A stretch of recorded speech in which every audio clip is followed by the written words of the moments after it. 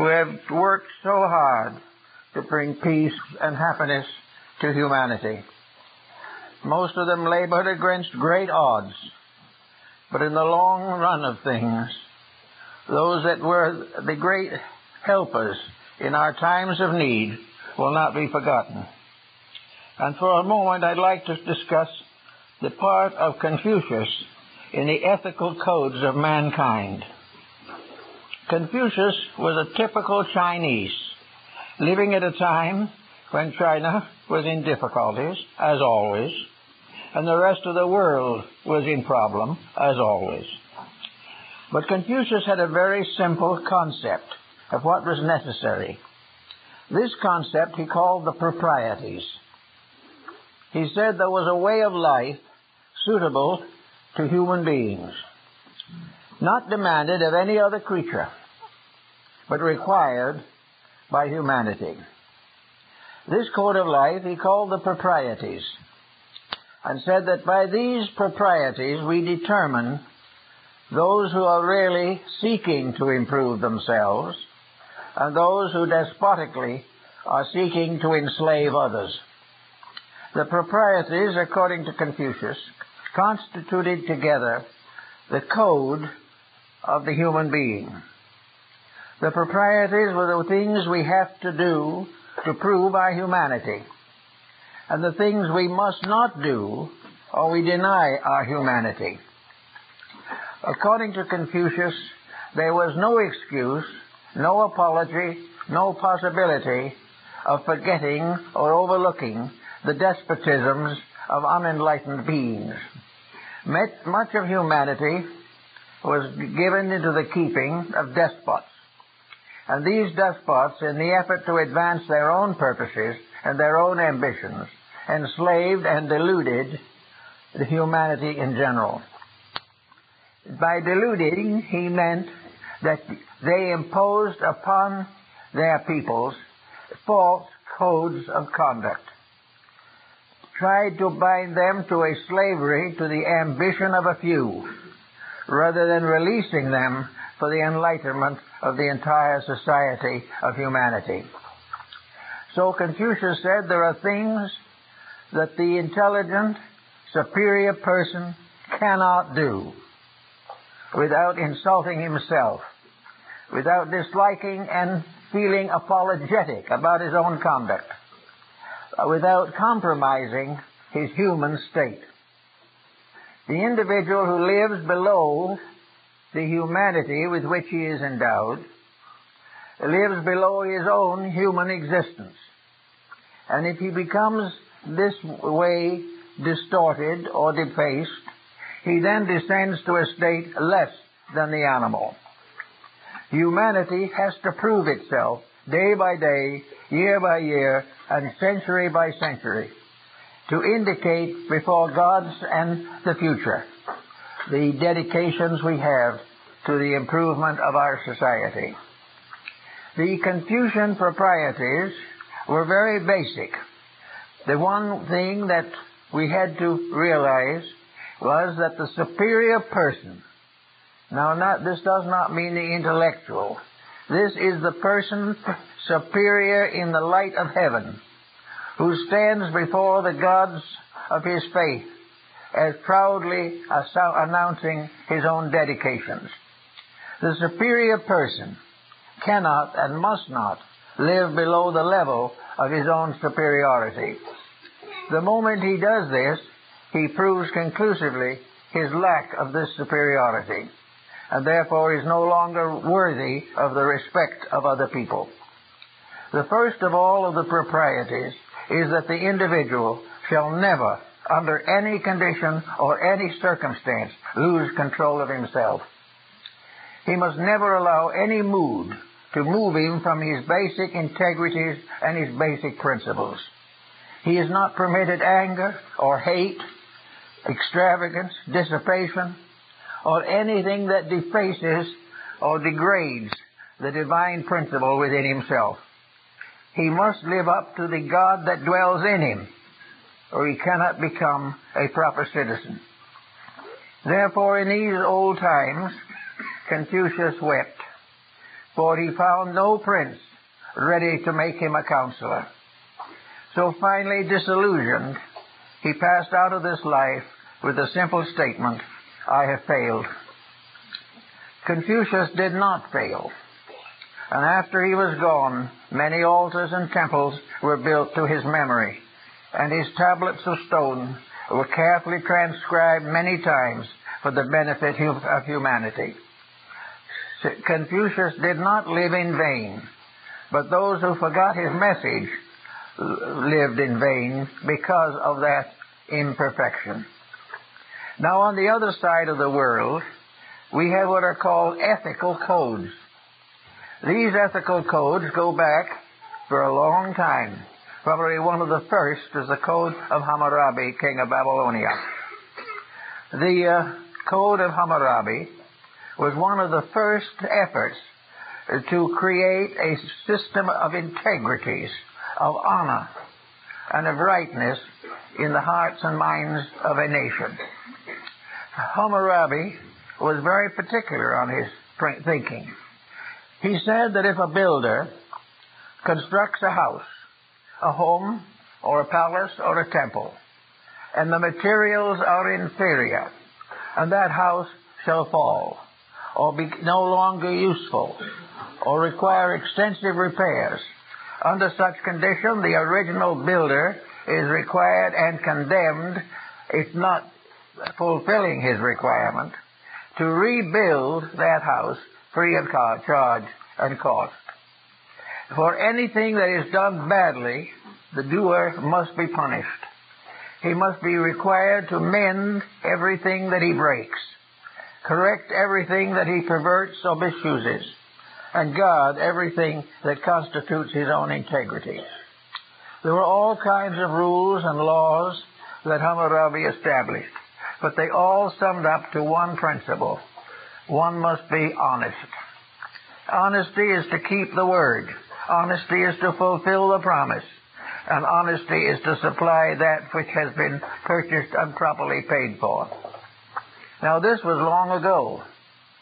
And people feel that, of course, we can't live according to the rules of Hammurabi. We are a different people. But others came along with the same essential principles. The Code Justinian is the same thing in principle. A code is a standard. It is a level. To arise above it is to be greater. To fall below it is to be less. And those who fall below the code levels are usually guilty of imperfections that damage themselves and other people. The Mosaic Code is another example of the same thing. Here we have the 10 Commandments, which are given by heaven for the perfection of man.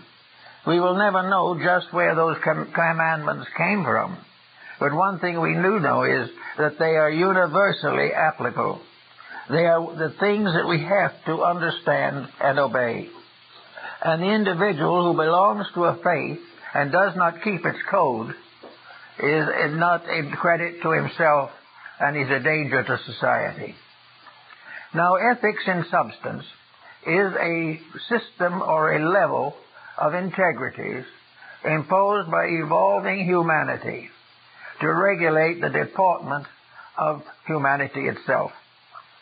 An ethical code is one in which the needs and requirements of all parties concerned in a transaction are met with the same propriety, with the same integrity. A code necessary for the development of society has been imposed upon every nation and every age of civilization. There is no civilization that can rise above the need of self-discipline through an established concept of right and wrong. Today, the problems of right and wrong are closing in on us again. In addition to the Mosaic Code and the Justinian Code, we had the Code of Napoleon, which was essentially the same. For wherever there has been a rule, it has always been approximately the same rule, whether in China, India, Greece, Egypt, or among the American Indians. Integrities were the foundation of security. Now, if these securities are threatened, then the survival of the people is also threatened. And no individual can break the codes of life without bringing down some misfortune upon himself and endangering the security of others. Now, this morning we're talking about the problem of science and ethics. This is a very interesting subject because the science of ethics is something we have never really attempted. Today we have opposed science to morality. We have indicated that we would prefer to accept materialism rather than to depend upon the deisms which supported and protected our forebears. But if we do insist upon a materialistic code of existence, then we must have a material, proper ethics. The materialism must be controlled by ethics just as any theism or deism is. The proper control of the ethics of a materialistic culture is that every pound must have 16 ounces, except the jeweler's pound. We must have all things in fairness, honesty, and integrity, or materialism fails, as all other systems have gradually deteriorated under the pressure of corruption. So if we want to be a successful materialism as a people, then we have to keep the same rules that the theist keeps. We've got to be honest, kind, fair, and just. And if we break the integrities of materialism, we destroy our system just as certainly as we could corrupt the theism. We must ever and forever remember that any system to survive must be based upon integrity of some kind. Because without it, there can be no maintenance of the codes of civilization. Now we come to the problems of today, and we find a world that is gradually downgrading integrities. We find that everything is being sacrificed for the maintenance of a materialism which is barely endurable even now.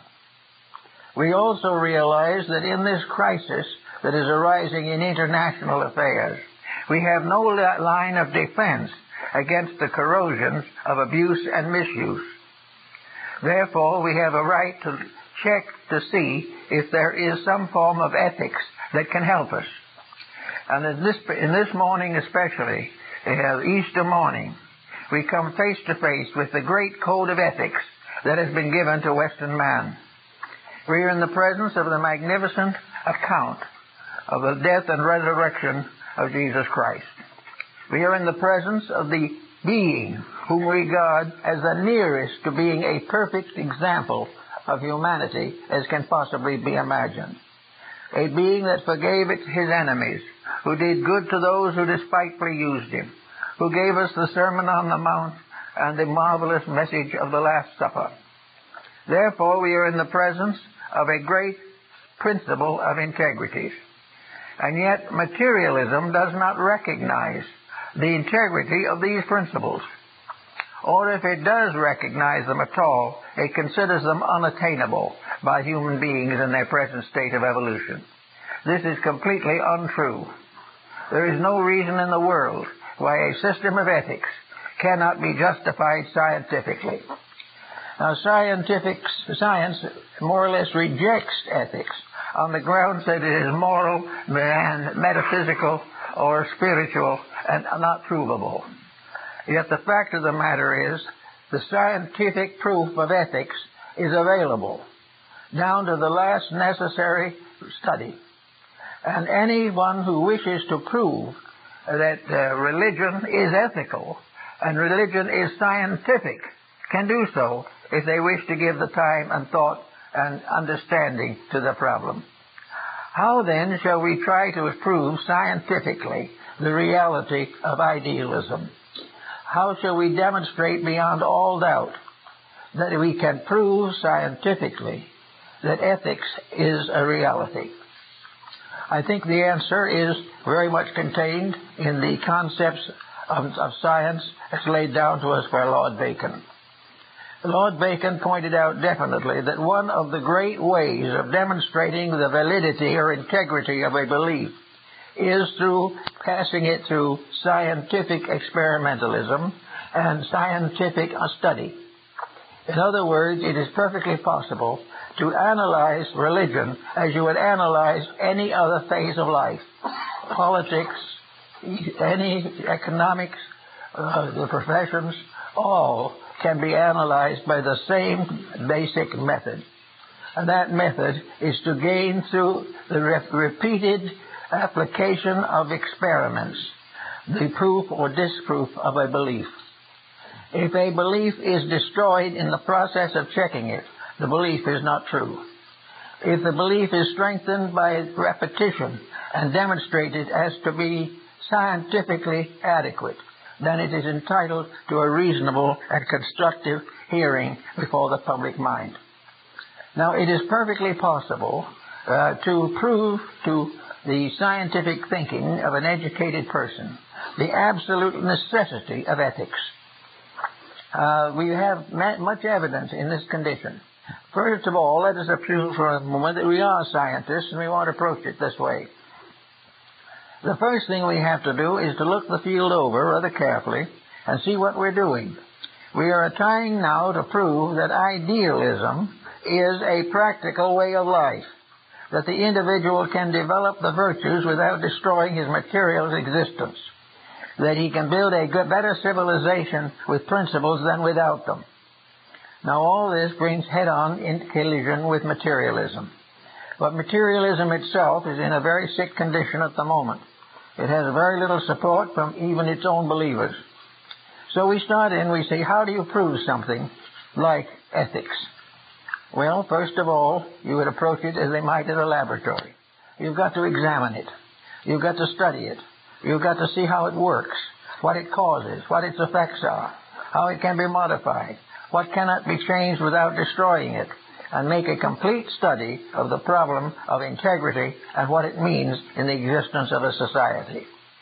Now, there have been many things tested. We're testing the purity of water. We're testing the atmosphere. We're testing all kinds of chemicals for medical purposes. We are testing food. We are testing all types of equipment that might in one way or another affect our leisure or our business existence. We are now in the midst of a great study of computerization, which has become a tremendous fad, a fancy. It has wonderful potentials, but is already being abused. All of this scientific research that has built this up over a series of centuries, really, although the most important part has been within the last 50 years. But here we have a very careful research with its results. We have no such research in the field of ethics. We have never done anything to prove whether ethics is correct or not. Those who believe in it say it is right. Those who do not believe in it say it is wrong.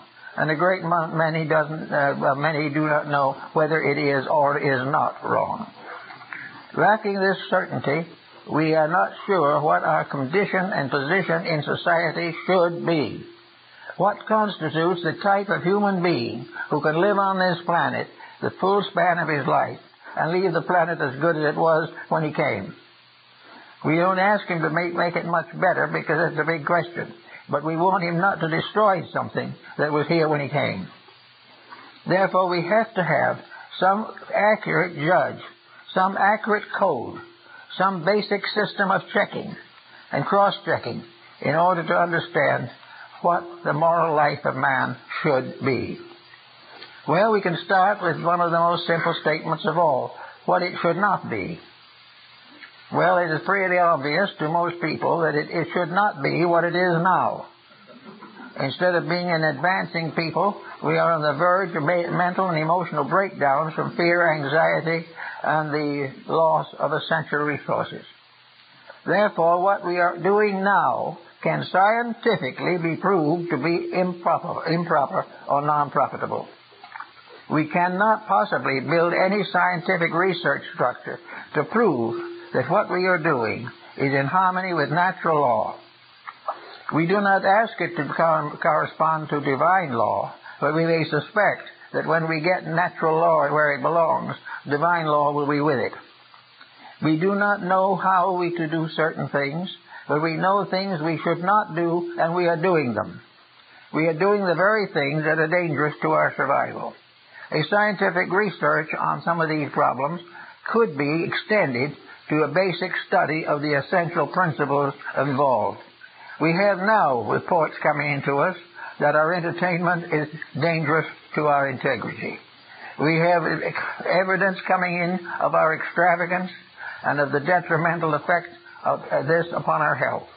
We are aware of the wasteful condition of our economic system, and we are in the desperate dilemma of our political structure.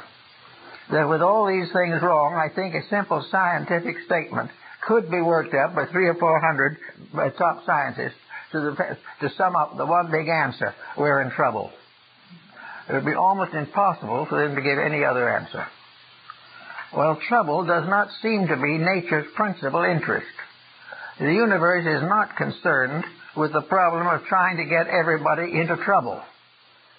The natural resources which we require for salvation and the perpetuation of our kind are threatened. Nature does not demand this. Nature does not demand crime, delinquency, demoralization, or the exhaustion of our available worldly resources. Nature demands only obedience to rules. And obedience to rules means obedience to ethics. Though you get to the point of obedience to rules, we come onto a scientific dilemma. The science does not wish to accept that there are rules above the ambitions of mortals. Science does not want to accept that there is an integrity in the universe. There is more that there is a consciousness, intelligence, a soul power, a divine principle somewhere out there. This is not scientifically provable, according to science. But there are ways in which it can be proven, to the satisfaction of even a scientist, if they will use the same methods that they use in establishing physical facts.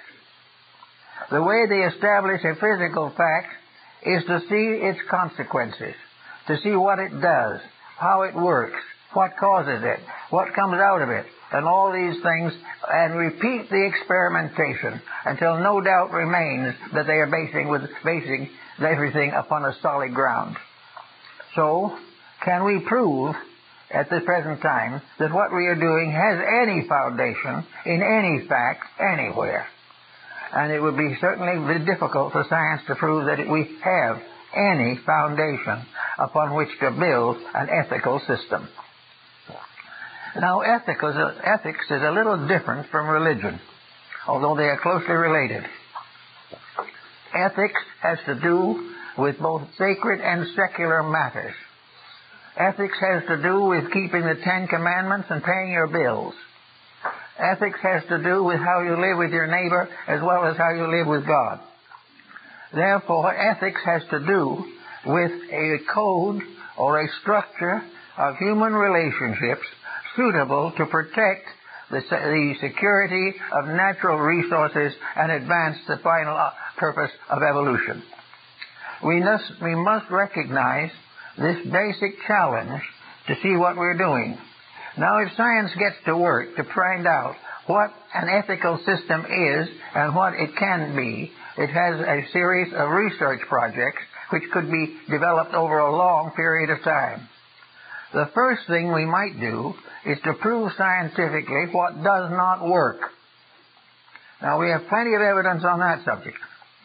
We have evidence goes back at least 5,000 years, probably further.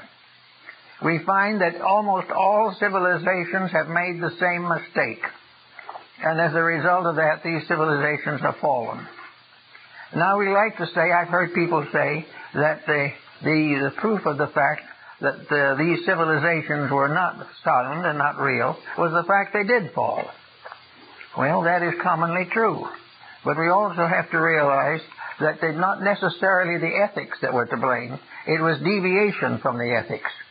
Most of the great nations of the world were based upon dedicated persons and their original revelations to mankind, as found in the great world teachers.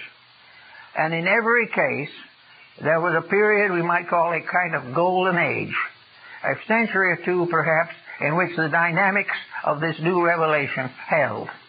Then gradually selfishness took over, and little by little the teaching was adulterated into a mismatch that had no permanent value. We can prove scientifically, therefore, that what we are doing is not working. And that's a big discovery for a great many people. Why it is not working may be the next question. And this also can be subjected to all types of statistical examination. It can be proven again and again that certain policies do not work, will not work, and are not working now. We are able to demonstrate beyond any question that dishonesty is no more fortunate today than it was 2,000 years ago. The deceiver is no more in a secure position now than he was long ago. We cannot keep the peace today for the same reason we broke it before. Everywhere we have a marvelous record of mistakes. We have a full and glowing account of everything we did wrong. And we watch as these wrongs gather up and finally destroy a civilization.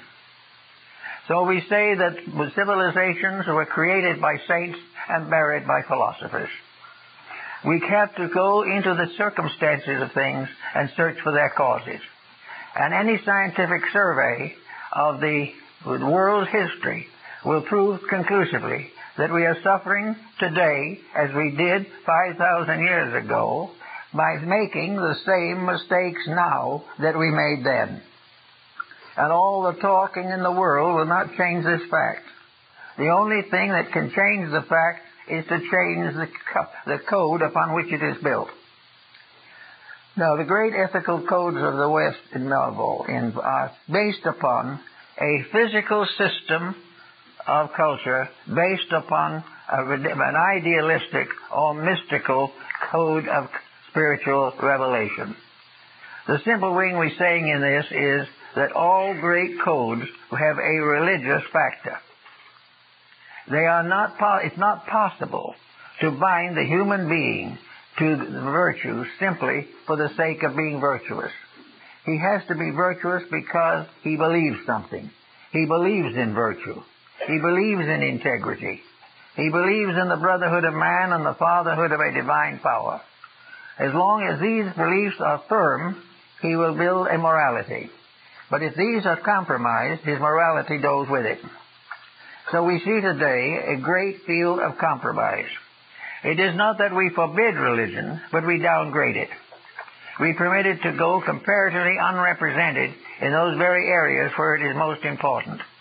We ask people to be good, honest, and virtuous for no good reason, when the lack of these qualities results in an amassment of fortunes.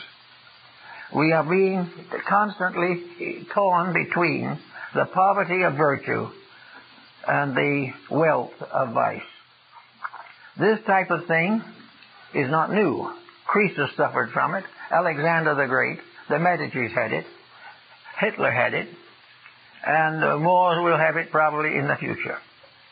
We are not breaking the same pattern, but we are proving scientifically by research, if we so desire, that the things that we are doing wrong are the same they always were, and the disasters are the same that they always were. So science can come to the simple ground that it is beyond doubt that if we continue to make the same mistakes, we will continue to have the same troubles. Now this can be proven. There is no exception to it known. There is no way of escaping it. There is no way of affirming that that which was done well caused trouble.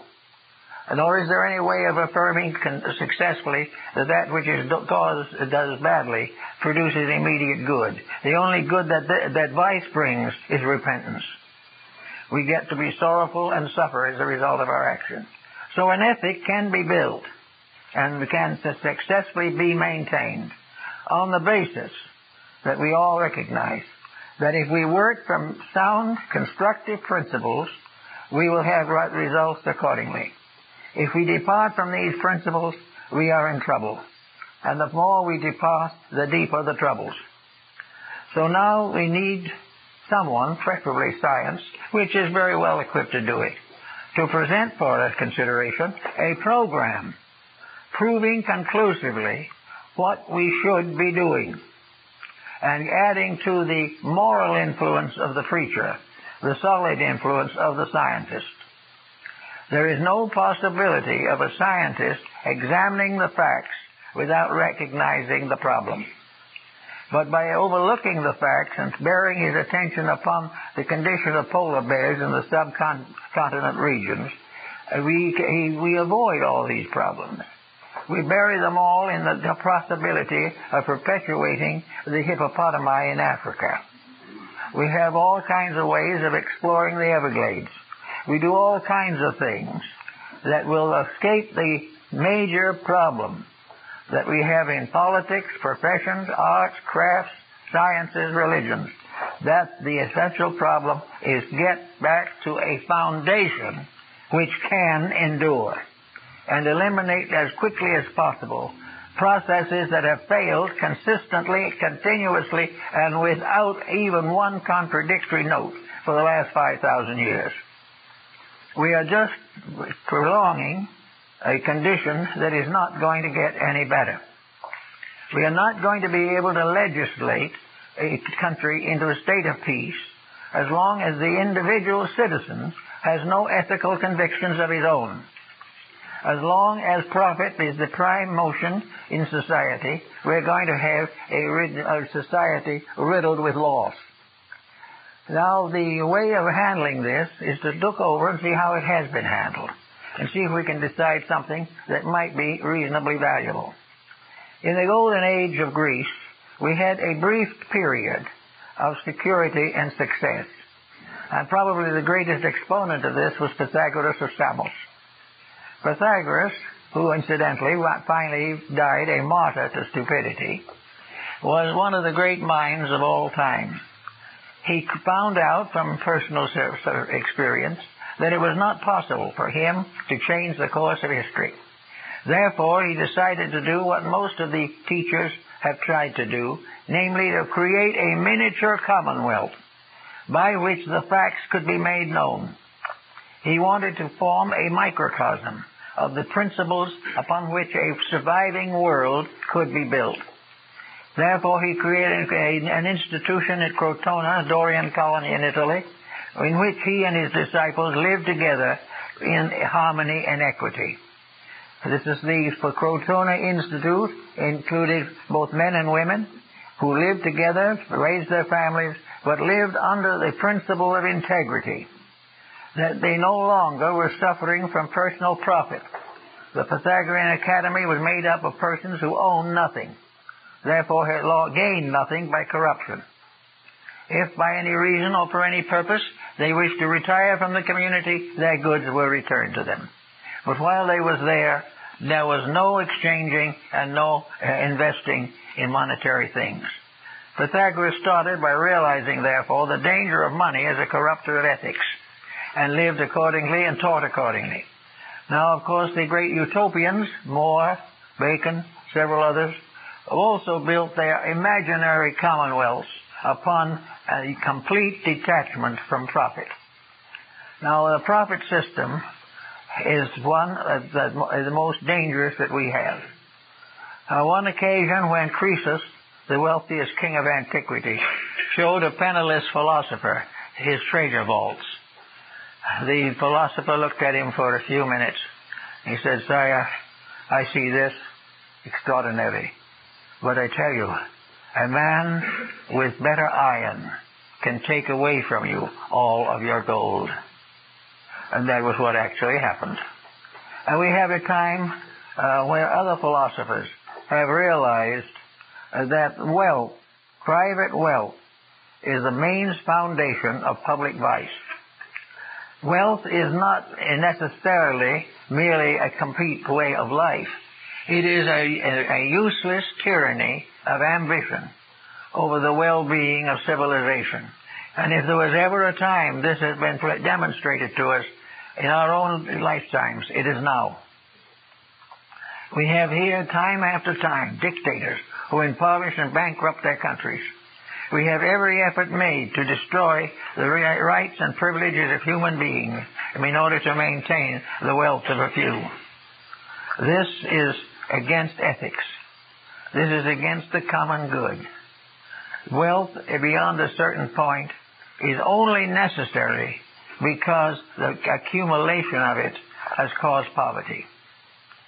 If it was not for the poverty resulting from wealth, there would not be very much inducement. The ambition to have is to escape the problems of those who have not. If society and ethics corrects the have-not situation, the rest of it becomes comparatively unimportant. And this is another point in ethics to consider, that the idea that we are here for some reason is something that science has not yet explored, but it certainly should. So the scientists know we are here. They're not quite sure why we are here. They have practically no understanding of where we're going. But they still could do considerably better in trying to understand what we are doing while we are here. We are here, according to the scientists, biologically, and by various scientific tests, our existence can be demonstrated without reasonable doubt. But what we are here for is something that science is also now going to face. We are going to do what we are beginning already to threaten, namely that we're going to remove a large part of the prestige of science unless it begins to do something for the working improvement of society. How is society going to find out?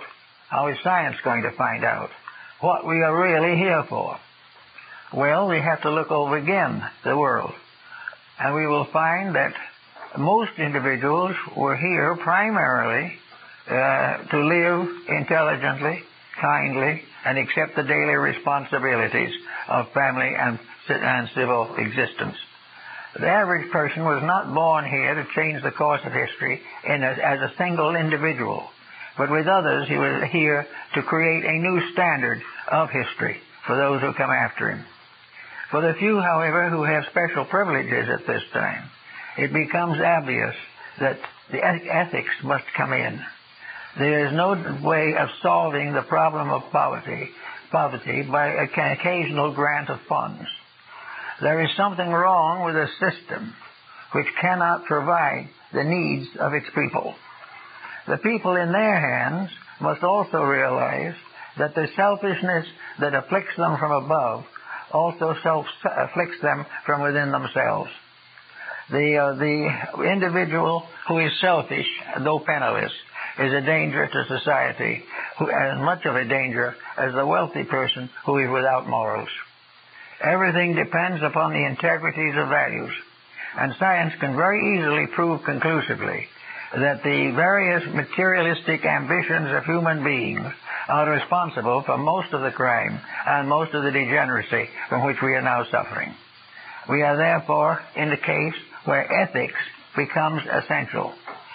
Science not only must have an eye for ethics and a soul for it, but it must be willing to propaganda it in areas where it is necessary. The close relation of science and education is a good example. What are we doing today in a major way in education to correct the mistakes which have burdened the search for knowledge since the beginning of history?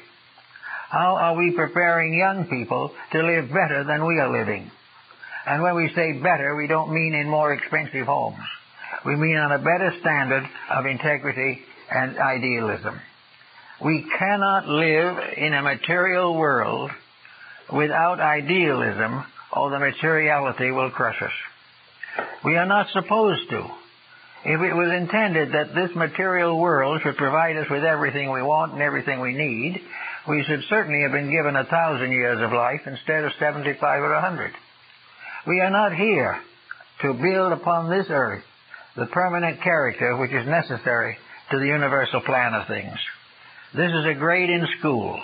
We must graduate some way, even if at the foot of the school.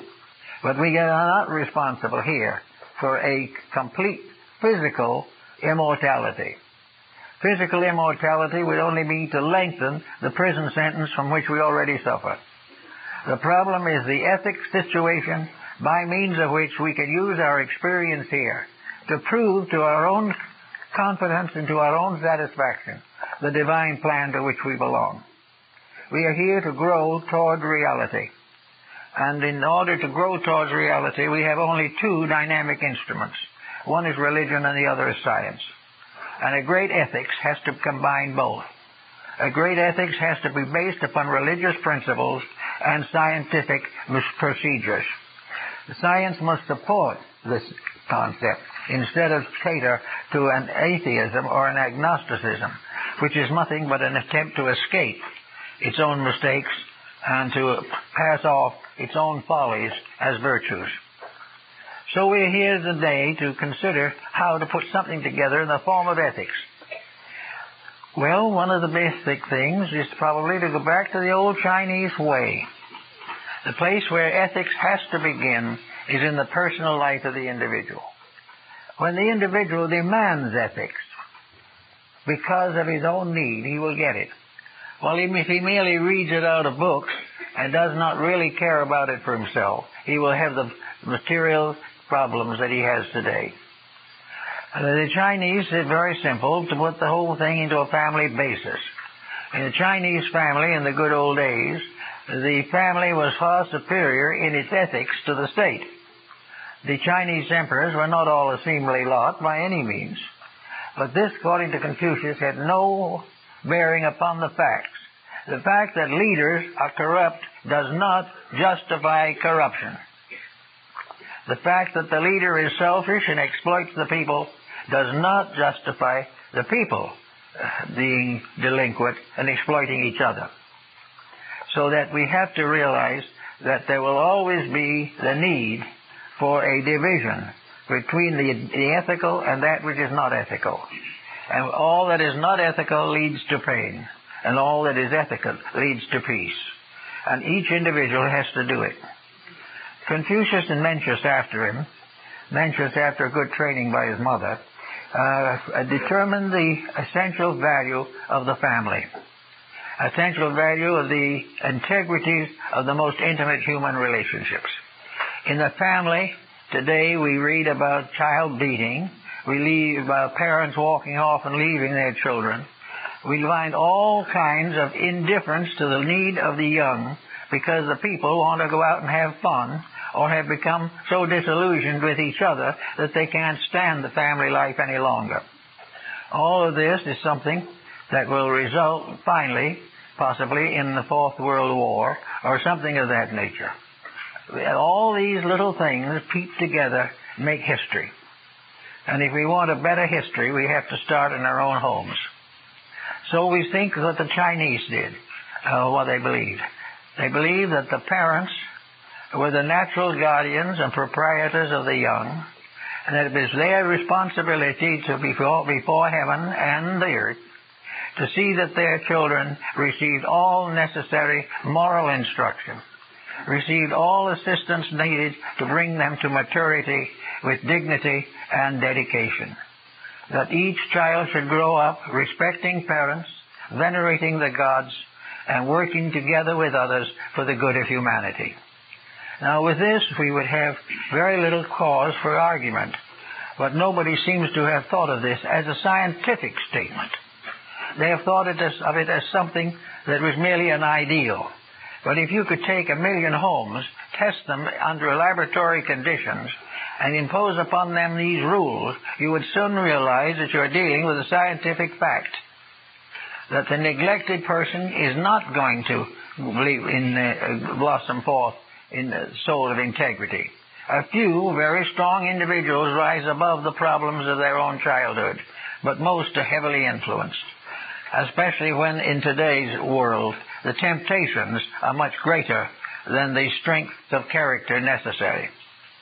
Absolutely, all the society also is made up of parents, grandparents, great-grandparents, and other annoying relatives. And the need for this is for them all to realize.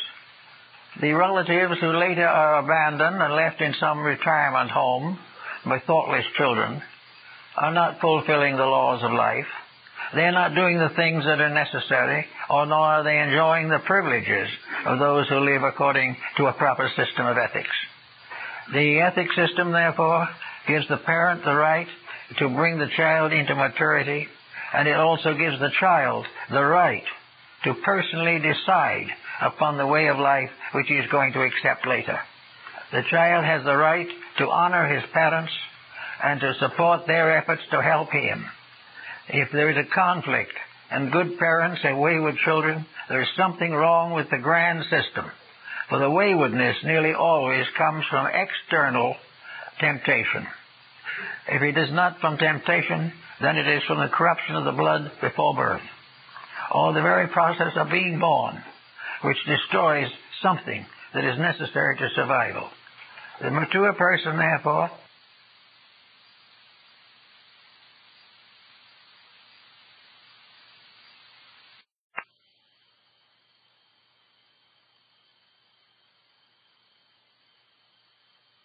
has the full responsibility for the society which he is creating. And the child has the responsibility of becoming a worthy and useful member of the society of human maturity. All these things are part of provable science. Put the scientist with his equipment into the public school system and see if he can come out with any proof that materialism is of any benefit to anybody. If he can prove conclusively that the materialistic theories are not responsible for crime, narcotic addiction, and other deplorable situations, then maybe the idealist could stand corrected. But he'll never find it. He will realize that his indifference to the most important thing in the world and his downgrading of the one great reality, which is the basis of survival, will gradually bring his generation into the same poverty as those who have gone before. So we have now an ethics to consider. Now, an ethics is regarded as a moral code, a kind of creed, a commonly accepted level of conduct, which is constructive and productive of growth without destruction and death. The main purpose of ethics, then, is to supply the idealism necessary to the constructive way of life. Ethics deals with every relationship of life. Without ethics, the family can't last.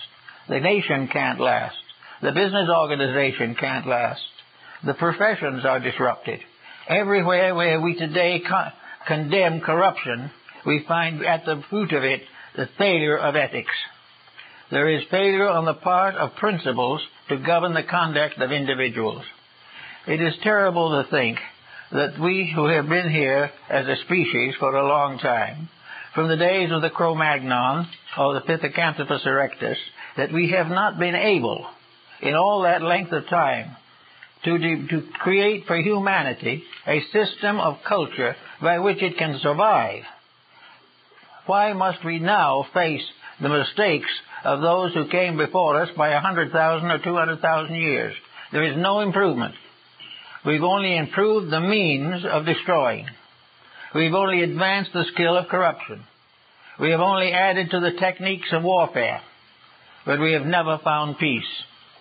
And they say, some of the scientists say now, that this proves beyond question that there is no ethics, that there is no such a thing as morality. Well, this is a rather hollow statement for the simple fact that you can't judge a thing you've never done.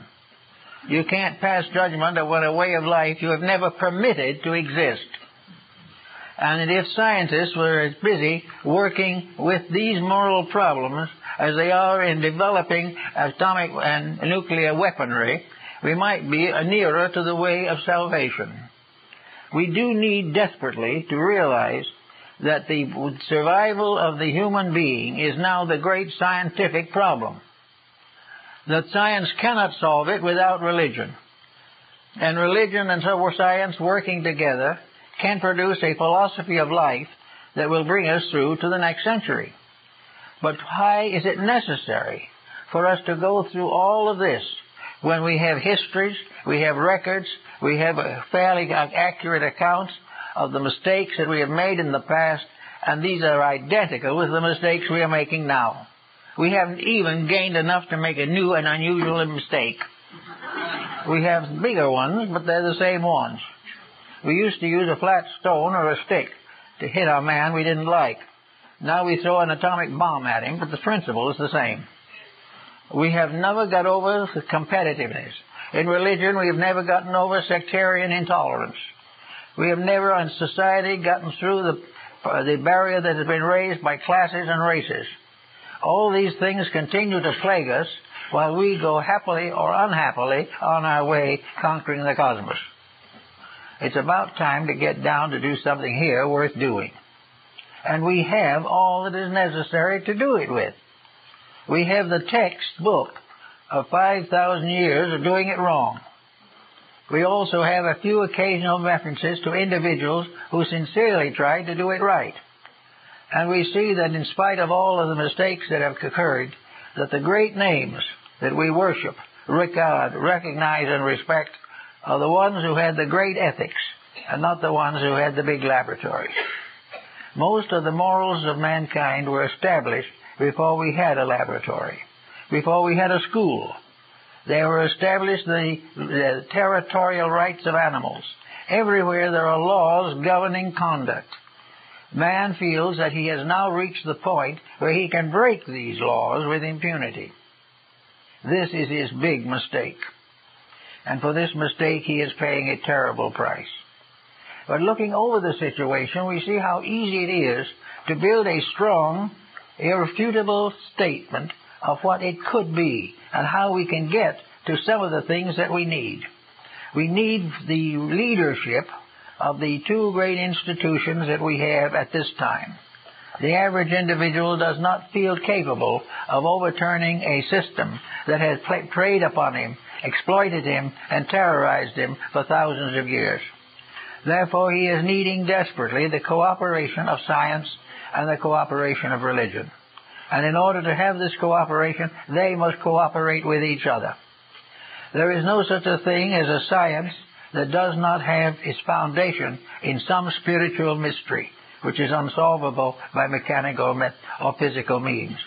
And there is no such a thing as a religion that does not need the scientific strength of morality and ethics. These things are part of a great pattern. But these two, science and religion, are the two great working forces. And the combining of them through a series of very astute and carefully prepared doctrines, teachings, and examples may be considered to be the great philosophy of life for those living in our present world. We have to find an answer not just to curb a bomb or to pass a law that you can't use one that's more than 10 times as strong as it is now.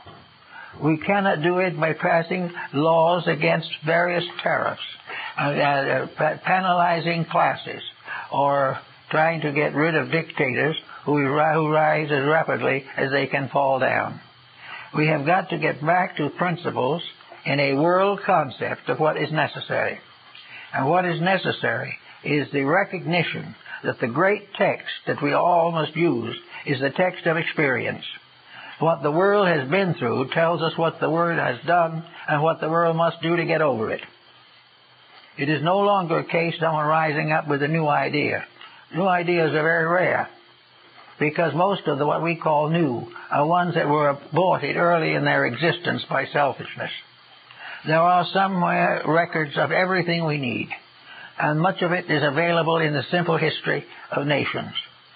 We find in various histories, various accounts, and even in the old family encyclopedia, plenty of evidence to prove the absolute necessity of idealism as a way of life.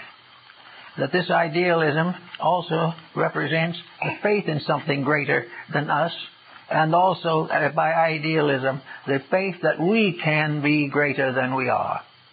That we can be greater in the true sense of the word. That we can come near to that which is necessary for the restoration of society. When we come to these realizations, we will be in a much safer condition than we are now. And science can do it. Anyone that can invent a computer can invent a use for it that it does more than simply to take the place of bookkeeping. We create one discovery after another, but before we hardly have the discovery, we have locked it in the pattern of our own selfishness. Whatever we devise must be exploited, must be patented, the patents must be assailed, and there must be lawsuits, and in the end, these discoveries will be used to further the very difficulties they were intended to relieve. It is all because there is no vital code of ethics. There is no realization of what is necessary. To go back to China for a moment, in the family, it was their law of life that each member of the family had its own place in the plan of things. Each one had its own duties, its own responsibilities. It was necessary that each one should recognize the hierarchy of family descent, that each one should be always in a certain mood. Now, the Chinese were kind of difficult people, some of them. They weren't all easy. And to be a good Chinese family's older son was quite a trick. There's a lot of things had to happen before this could be accomplished. And one of the things that had to happen was patience and acceptance of responsibility. A Chinese son was not permitted to have arguments and fights and knockdowns with his family. He was not permitted to be uncivil regardless of his condition. He could not be violent.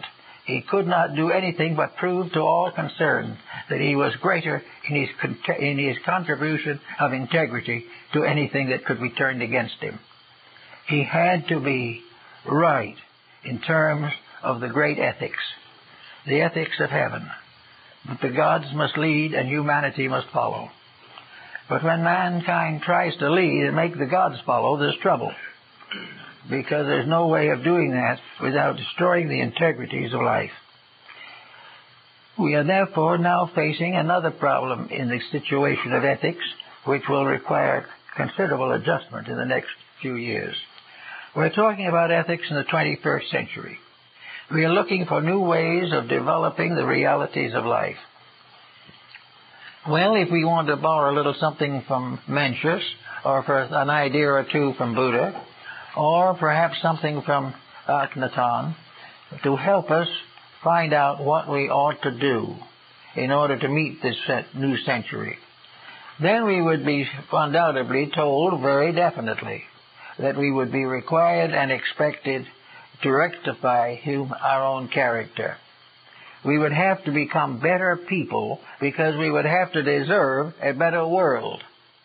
And while we join happily with all the world breakers, no, they will not gain the end we want. We have to rectify personal conduct. We have to make certain that in our own lives we are keeping the rules of universal ethics. And universal ethics is basically honesty. It is mental honesty, physical honesty, emotional honesty. It is also the acceptance within ourselves of the responsibility of setting the right example at all times. To discuss any subject that we do not fulfill in conduct is a waste of time. To tell people to behave themselves and then misbehave ourselves is a total loss. The individual must become a self-controlling, self-directing instrument of policy and purpose. Each of us, in this way or another, is maintaining or tearing down the social systems to which we belong. We are becoming helpful or helpless. We are adding or subtracting. And at the present time, we have created a tremendous interval. On the one hand, those who have, and those on the other hand who have not. And the very wars and commotions and revolutions and rebellions that are troubling us at the present time, with many, many individuals fleeing for refuge to some other country. We find more progressive countries heavily burdened with those attempting to escape tyranny. Now all this is part of a family feud. The planet is one family. Nations are merely parts of a vast family. And when problems arise in one part of a family, it is necessary for all parts to cooperate for a solution. Now, unfortunately, in many cases, we are not cooperating for a solution. We are exploiting the animosities of other nations in order to create better markets and do various things that seem to be expeditious at the moment. Nothing that is contrary to ethics is best for the moment or any other time.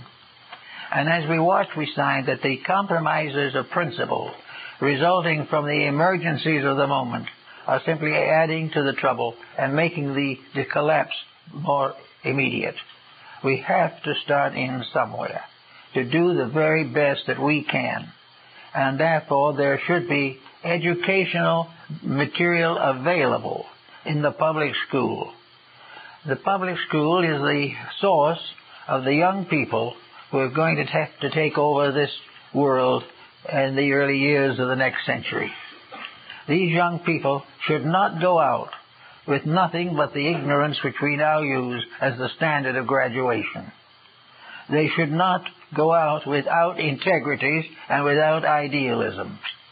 Now, we are told, of course, that it is not right to teach religion in the public school.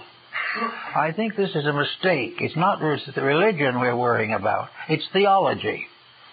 Theologies conflict. Religion does not. There is probably not one person in 100 who is considered seriously religious, whose basic principles differ from those of others equally religious. The Buddhist has the same code as the Christian. The Jew works with the same Old Testament as the Christian. The Brahmin and the Hindu has the same code of integrities. They have the same consideration for the young. They have the same honor for virtues. We find it in Japan, in Buddhism, and in Shinto. We find in Shinto, for example, what we regard as an exaggerated respect for the country. We feel that the Shintoists, about 60 or 70 million of them, are really going to get very, very foolish, because their philosophy means that their religion is based upon the protection and security of the nation, not a personal condition. The Shintoist believes that he is part of a system which protects the world in which he lives.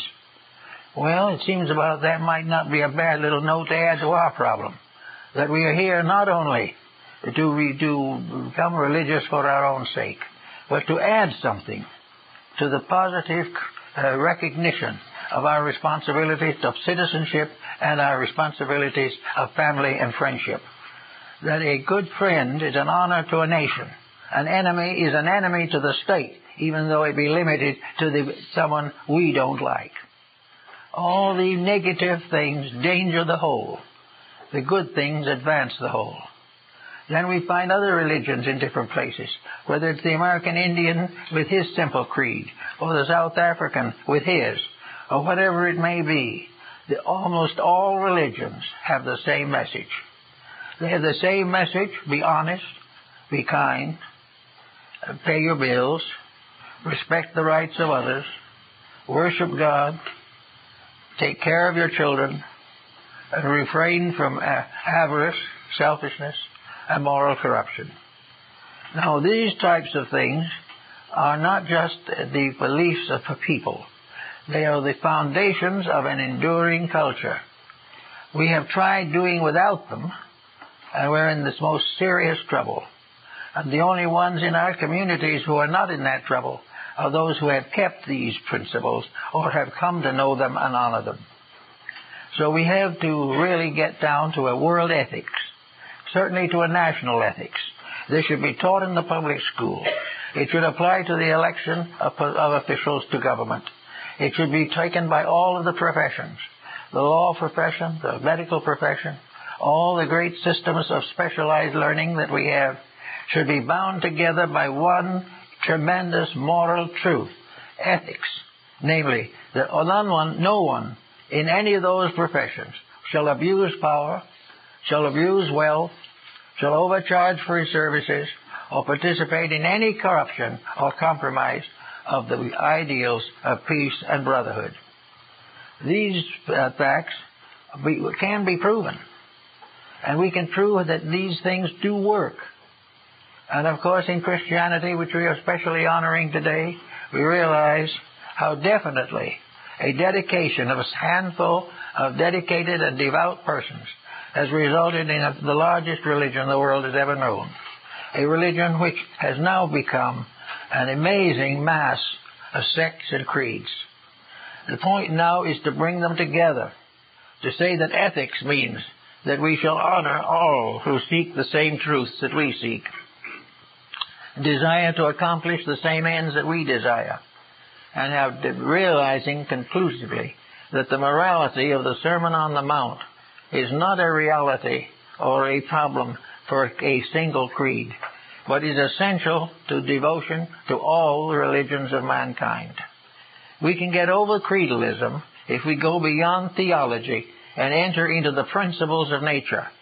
Ethics coming through science could prove to us that the Ten Commandments are correct scientifically, biologically, historically, politically, and culturally. These are all principles which have proven and stood the test of ages. They are continuing to lead us in the way that we should go if we will obey them. But if we do not obey them, then we have no ethics. We have no ethics where exploitation comes in. We have no ethics where principles are compromised, and no ethics where nations cannot arbitrate their differences. And that we should live now, 5,000 years after the rise of nations, without having a better answer and a better solution, proves conclusively that learning as we know it has not been aimed at solution. Learning has become an instrument of exploitation. It has become a way of getting rich and not a way of getting good. Today we graduate the physician so that he goes into a highly expensive profession. What he really needs is to restate in his own consciousness the Hippocratic oath that he is a servant of the God of health, not the God of wealth. This point is the same in all professions. Ethics, therefore, is honesty. It is nothing more or less than doing what we know to be right in the first place, and gradually learning to overcome the tendency in ourselves to yield to temptations. If we keep as we are, there will be no medicine, because we cannot maintain it. We cannot maintain a system in which exploitation becomes so general that no one can afford to live in it. This means revolution. Then we start all over again, fighting it out, slugging it out, and keep on going until humanity wakes to the simple fact that we are here to learn something, and the longer we take to learn it, the more we're going to suffer. And it's getting to the point now where the suffering is beginning to pinch more people.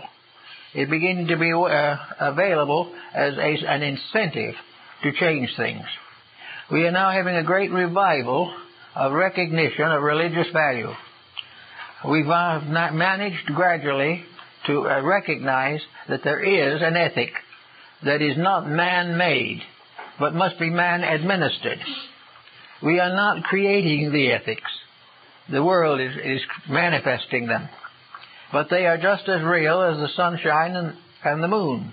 They are something that was there from forever and will be forever, because none of the machinery of existence can work without them. We have, therefore, about time to wake up to the fact that if we love our country, if we love our children, love our families, and look for the common good, that it is time for us to begin to practice the ethics which is based upon the experience of ages. The ethics that has come to us because it was necessary. We were intended in the beginning to be kind to each other. When kindness failed, we lost ground. And with the failure of kindness, corruption gets stronger. When the failing of tolerance, intolerance increases. With the failure of the love of brotherhood, war increases. The failures of values result in the rise of corruptions. They're all based upon failing to nurture and protect the better things that are within ourselves. So the time has come very definitely to think about it.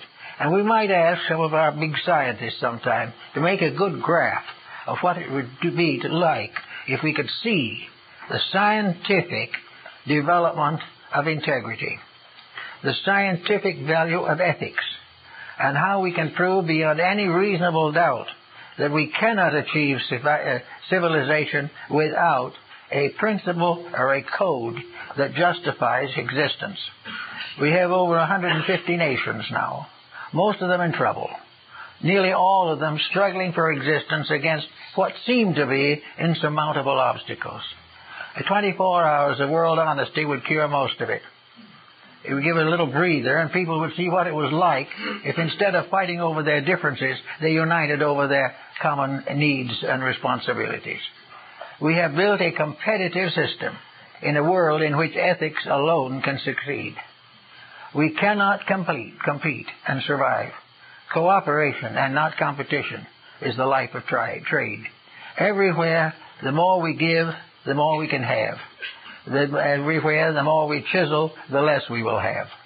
Everything can be scientifically proven. We can prove every ethics and every morality of importance in the history of the world, that these things were the truth and competition was a lie. That we are a materialistic civilization is an untruth. We are actually the visible manifestation of a divine program. We are here because of the integrities of a universal law much greater than ourselves. If we destroy the world on which we live, it will not be the vengeance of God, but the corruption of mortals. If we want to preserve this to a better way, then we must preserve it by our own integrities. We created the world because the deities found it necessary to give us this environment. We have continued in this world hoping and suffering and doubting because of our own abuses of something essentially good, proper, and generous in the beginning. We now must take the world that we have torn apart and put it together again. And if we haven't the courage and the wisdom and the insight to do this, we will not have a better generation to come.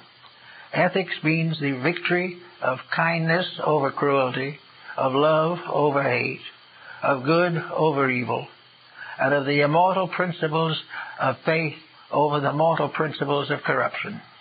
We are a divine creation, and when we became the prodigal son and wasted our provinces and properties in riotous living, we destroyed the purpose for which we were created. This purpose must be revived and restored. We cannot do it unless learned professions join in helping us to make this possible. We've got to give it a start. If we could get 10 years of it well established in our public school system, we would be much safer when we go into the next generation. But to go into the future with a generation of young people who have nothing on their minds but rock music and television programs, who have nothing more to live for than the competition of sports, who have nothing to hope for but profit in some investment or some scallywag enterprise, or who will sacrifice their health and their lives maybe for narcotics. We will have continued suicide of the young as long as we give them nothing to live for. And we give them nothing to live for when we take their ideals away from them and tell them to go out and try to find in rock music or in the back alleys a noble purpose for life. Life is sacred. Life is purpose. And it is up to those who are in authority to make sure that this is known. That we are not wasting bodies, we are wasting lives. We are not wasting a few physical energies, but we are wasting the talents that come through at birth to all who come into this world. We are now being born crippled by a background that has no place in it for the integrities. And we have to correct this. The child coming into this life is entitled to a healthy body, but he cannot have that if its parents are on narcotics. The child coming in is entitled to a good education, but it cannot have that when every ideal is cut out of the classroom. The child coming in is entitled to a good job, one suitable to his attainments and made possible by moderation in all things. If he cannot have a decent job, cannot live on the level of integrity, he is bound to get into trouble. The great wealth at one end and the great poverty of the other are monuments to ignorance, monuments to corruption, and complete failures in religion and ethics. That they were allowed to endure is simply because they cater to the weaknesses of human nature, and we have not been given the incentives to strengthen our inner resources. We have within ourselves the power to be anything that we really want to be, but we have not been given the inspiration to want to be anything. Therefore, as the waiting, hopefully, for the resurrection of the world, and the symbol of the resurrection is now this Easter Sunday. And on this Sunday, we hope that a spirit of resurrection will touch the affairs of mortals, so that we will begin to bring our deeds into the mean of our needs, that we will continue to grow as we were intended to grow, and in the due course of time fulfill the noble destiny for which we were created. All these things must come, and today we need an ethics, and science can give us absolute proof that our mistakes cannot succeed, that our troubles will only end when we stop causing them. And if this is caught in mind, I think we have something to build towards another Easter with greater hope. Thank you.